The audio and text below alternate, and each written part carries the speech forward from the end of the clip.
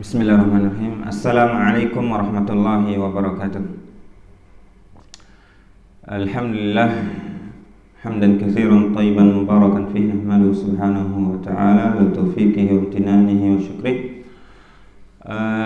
Para peserta pembelajaran bahasa Arab, untuk belajar bahasa Arab memang tidak mudah ya, akan tetapi membutuhkan waktu yang panjang ya, tapi tergantung dari keseriusan kita ya. Artinya kalau kita memang serius, insya Allah dalam waktu yang cepat pun kita insya Allah bisa ya. Karena di dalam memahami bahasa Arab ya, banyak sekali literatur, kaidah-kaidah yang harus kita pahami bersama ya, sebelum kita masuk ke dalam yang namanya lautan bahasa Arab.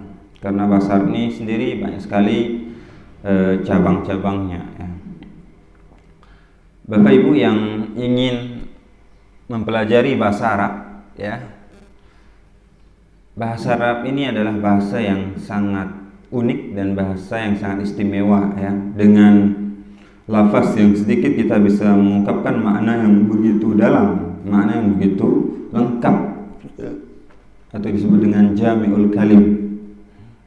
Lafaznya sedikit ya, tetapi maknanya sangat banyak ya. Contohnya adalah innamal a'malu binniyat ya. Sesungguhnya amal perbuatan itu tidak akan diterima ya, melainkan harus ada niat ya. Padahal lafaznya dikit ya, innamal a'malu binniyat, tetapi maknanya ketika hadis ini dikaji maka akan menghabiskan satu kitab. Oleh karenanya kita sebagai pemula ya, ketika ingin mempelajari bahasa Arab ya, maka kita harus berusaha memahami hal-hal yang dasar terlebih dahulu. Mulai menghafal kosakata yang bisa dibilang populer yang setiap hari dipakai, baik itu di tulisan maupun di muhadasah pembicaraan.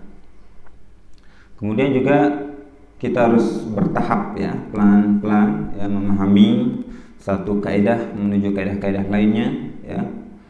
Untuk memahami bahasa Arab ini ya, kita pelan-pelan ya, dari yang kecil ya kita pelajari.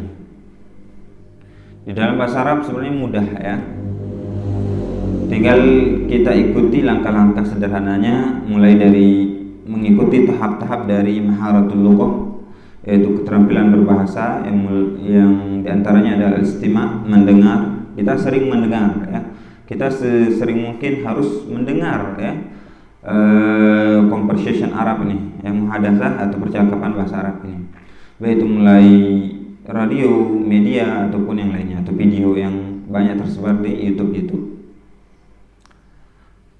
Kemudian kita juga berusaha setelah mendengar ya, kita juga berusaha mengucapkan apa yang kita dengar. Jadi setelah kita dengar, kita ucapkan. Ada namanya 4 maharatul lughah ya, 4 keterampilan berbahasa, yaitu mendengar, kemudian berbicara, kemudian baru membaca dan menulis.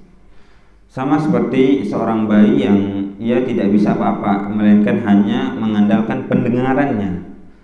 Yang ia andalkan adalah mendengar ya, mendengar dari orang-orang terdekatnya, terutama ibu bapaknya, saudara-saudaranya.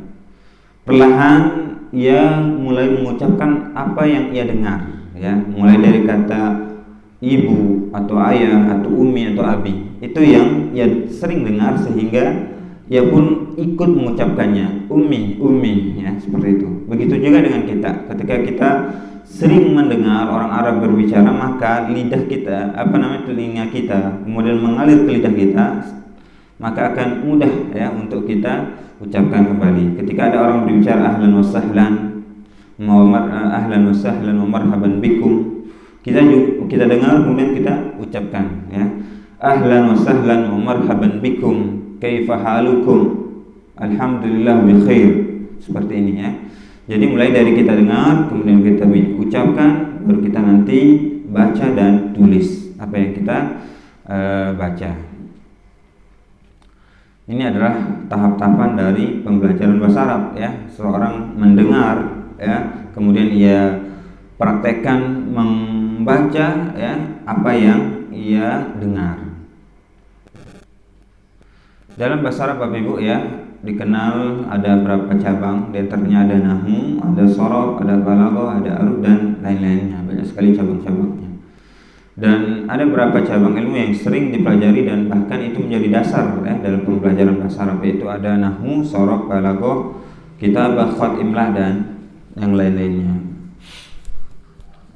Untuk nahwu sendiri Bapak Ibu ya, nahwu ini adalah sebuah cabang dari bahasa Arab ya yang khusus ya mempelajari dari tata bahasa ya, struktur kalimat ya. Dengan kita memahami dengan baik nahwu, maka